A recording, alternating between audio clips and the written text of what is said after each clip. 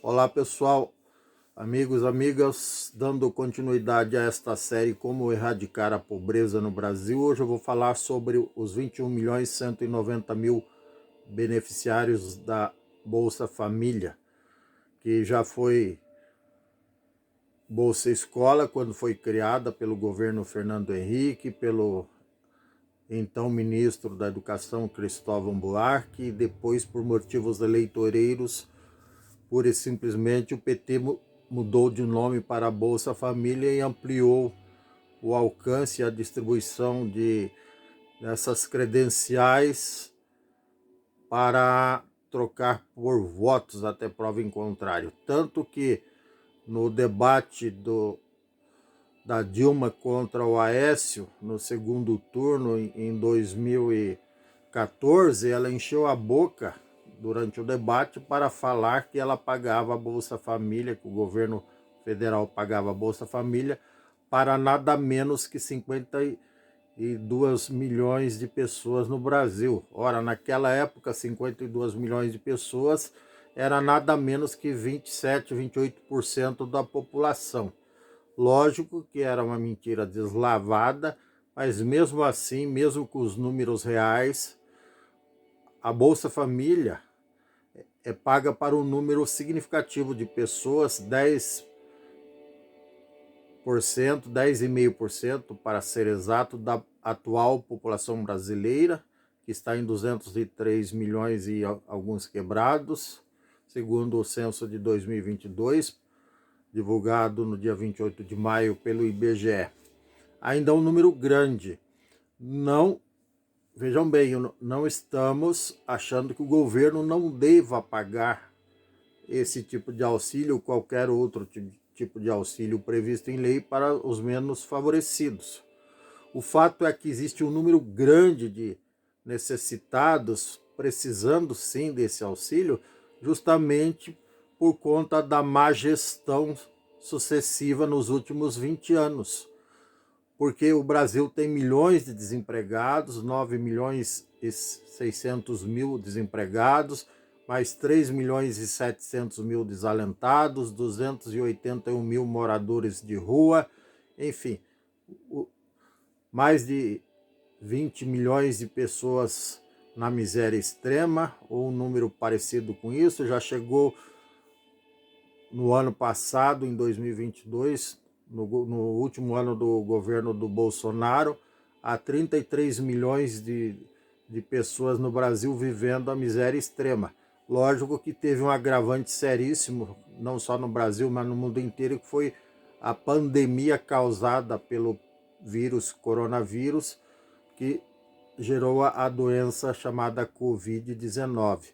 Mas mesmo assim, historicamente, sobretudo nos últimos 20 anos, quero ressaltar isso, o problema do desemprego, da miséria no Brasil, dos desalentados, enfim, sempre se agravou justamente pelos motivos já relatados exaustivamente em vários vídeos, sobretudo no sucateamento e na quebradeira generalizada das empresas, das indústrias brasileiras da atividade econômica como um todo, justamente pelo descrédito. Os fatores são inúmeros que fazem parte do famoso custo Brasil. São governos incompetentes, corrupção extrema em sucessivos governos, inclusive no governo passado,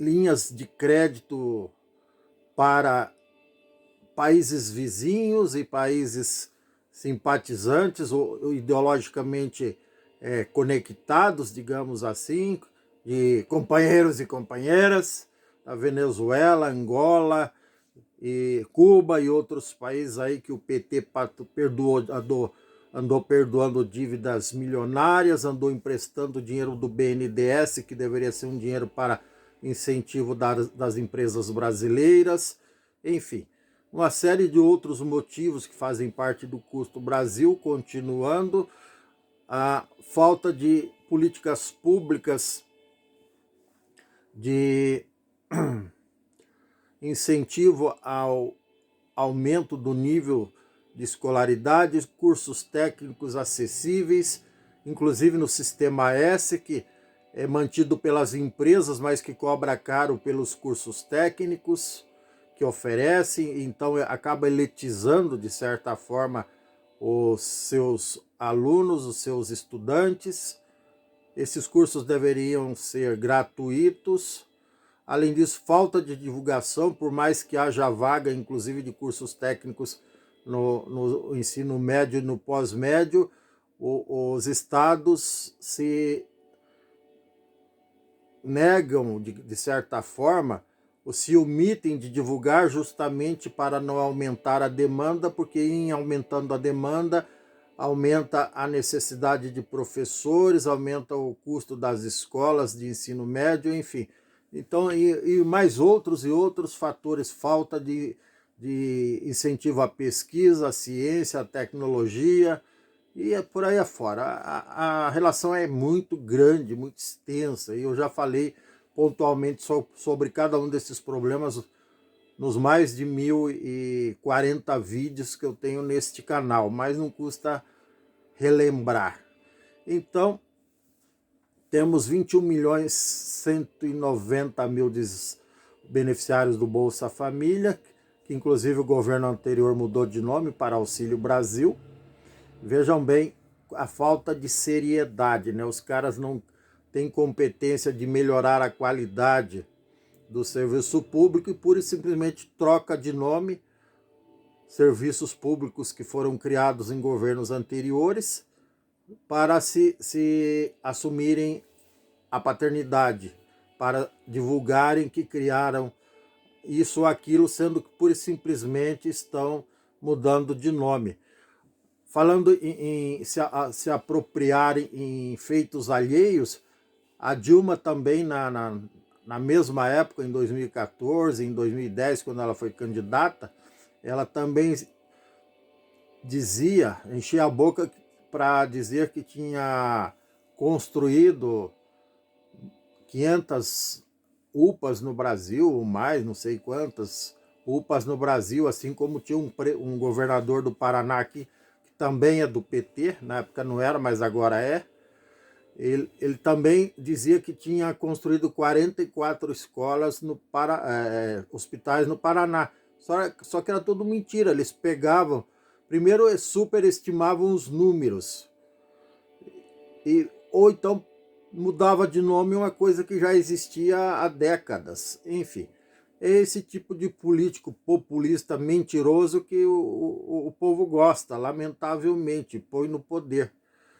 E é nisso que dá esses números desastrosos, péssimos índices de desenvolvimento humano, de educação, de ENAD, enfim, por conta de péssimas escolhas que a maioria do povo faz, a maioria votante, e dá nisso. Mas tudo isso é reversível. Lógico que não é nem com este governo, nem com o seu antecessor, né? Porque numa competição de quem é pior, nunca saberemos quem ganha. Se bem que tem gente que acha que o antecessor era servível, só que não. Da mesma forma que tem gente que acha que o atual é servível, só que não. Eles fazem um governo assim muito medíocre, do meu ponto de vista. Lógico que isso não é privilégio do povo brasileiro ter governos medíocres.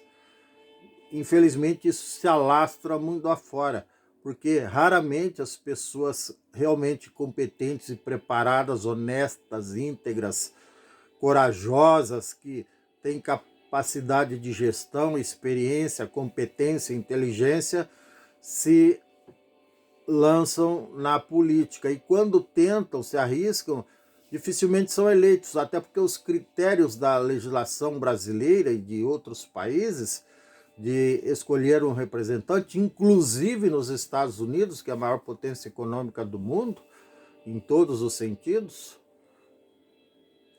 a política partidária, ela é temerária, ela é parcial, ela favorece justamente gente com esse tipo de perfil, de populista, aventureiro, de enganador, embusteiro, pessoas de reputação suspeita, na grande maioria dos casos.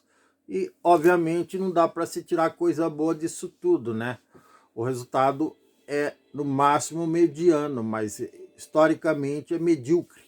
Mas dá para mudar isso. Nós já tivemos algumas exceções memoráveis, as pessoas de boa memória e de bom discernimento, bom conhecimento sobre uma verdadeira política, sabe de quem estamos falando.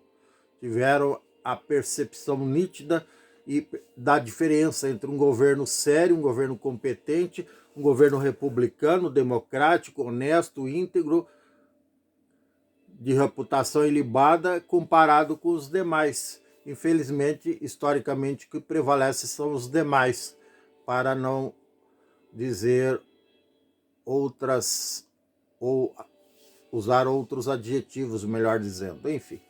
Mas o importante é deixar claro que se alguém se predispor a seguir a minha linha de raciocínio, nós vamos encontrar a solução para tudo isso, a médio ou longo prazo que seja, tá certo?